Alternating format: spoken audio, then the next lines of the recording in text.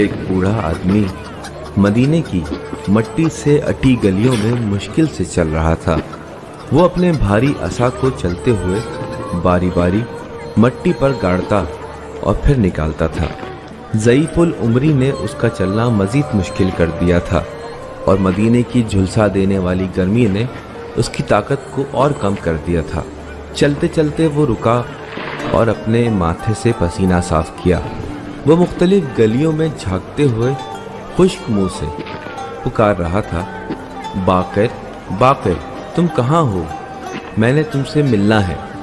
वो चलता रहा मगर लग रहा था कि रास्ता मज़ीद लंबा हो गया और जितना वो आगे बढ़ता था उतना ही रास्ता लंबा होता जा रहा था। वो बूढ़ा आदमी इमाम बाक़िर को देखने के लिए बेताब था और उससे सब्र नहीं हो रहा था।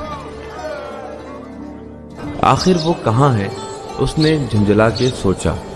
बहुत देर बाद वो बूढ़ा आदमी थक हार कर एक मकान की छांव में दीवार से टेक लगाकर सीढ़ियों पर बैठ गया। वो मज़ीद नहीं चल सकता था, वो बहुत थक चुका था। उतने में उसे खजूर की एक टूटी हुई टहनी नजर आई। उसने उसे उठाया और देखना शुरू कर दिया, जिसने उसे उस सरसब्ज खजूर के दरख्त की याद दिला दी जो मदीने के बीच में लगा हुआ था। 50 साल पहले रसूल अल्लाह ने उसी दरख्त के नीचे उससे कहा था, ए जाबिर, तुम इस दुनिया में इतना अरसा जिंदा रहोगे कि मेरे पोते से मिलोगे जो कि 5वां इमाम होगा और उसका नाम भी मोहम्मद होगा, लेकिन लोग उसे बाक़िर के नाम से याद करेंगे। जब तुम मुझसे मिलना तो उसे मेरा सलाम कहना, क्योंकि तब मैं इस दुनिया में नहीं हूँगा। और यूं जाबिर उस दिन के बाद से उस नाम को हरगिज़ ना भूले और बाक़िर की तलाश को तर्क ना किया। लेकिन उस रोज़, उस गर्म और थका देने वाले दिन में जब जाबिर थके हारे उस सीढ़ी पर बैठे थे तो एक अजीब खौफ ने उनको घेर रखा था। उन्होंने सोचा कि अगर मैं उनको ढूंढ ना पाया, मैं इतना बूढ़ा हो चुका हूँ, और अगर मैं उनसे मिलने से पहले मर गया। लेकिन फिर ख्याल आया कि ठहरो, रसूल अल्लाह तो कभी झूठ नहीं बोल सकते। उनका वादा हमेशा सच्चा होता है। अगर उन्होंने कहा है कि मैं बाक़िर से मिलूंगा तो चाहे मेरी ज़िंदगी का आखिरी दिन ही क्यों ना हो, मैं ज़रूर उनसे मिलूंगा। ये सोचते हुए जाबिर ने अपने असा को दोनों हाथों से जोर देकर उठने की भरपूर कोशिश की और बाक़िर से मिलने के अज़म के साथ आहिस्ता आहिस्ता चलना शुरू कर दिया और पुकारना शुरू किया कि बाक़िर बाक़िर, तुम कहाँ हो बाक़िर? जैसे ही वो एक मकान के पास से गुजरे, अचानक एक दरवाज़ा खुला और एक खूबसूरत बच्चा अपने वालिद के साथ बाहर निकला। वालिद के चेहरे पर नूर ने जाबिर की तवज्जो अपनी तरफ खींची। जो ही जाबिर ने नज़दीक से देखा तो पहचान लिया वो इमाम सज्जाद थे। जाबिर ने कहा, सलाम हो आप पर ए फर्जंद रसूल अल्लाह, और उनके हाथों का बोसा लिया। जैसे ही जाबिर की नज़र बच्चे के चेहरे पर पड़ी, वो हैरत ज़दा हो गए कि ये बच्चा तो रसूल अल्लाह से कितना हम शक्ल है। उन्हें पता था कि इमाम के काफ़ी बच्चे हैं, लेकिन उन्होंने सोचा कि क्या ये वही बच्चा है। उन्होंने बच्चे को करीब आने का कहा और कहा कि मेरे नज़दीक आओ। जाबिर ने अपना असा छोड़ दिया और बच्चे के कंधों को दोनों हाथों से पकड़ा और बच्चे के चेहरे को देखते हुए कहा, मेरी तरफ देखिए कि मैं आपको अच्छी तरह से दिख सकूं।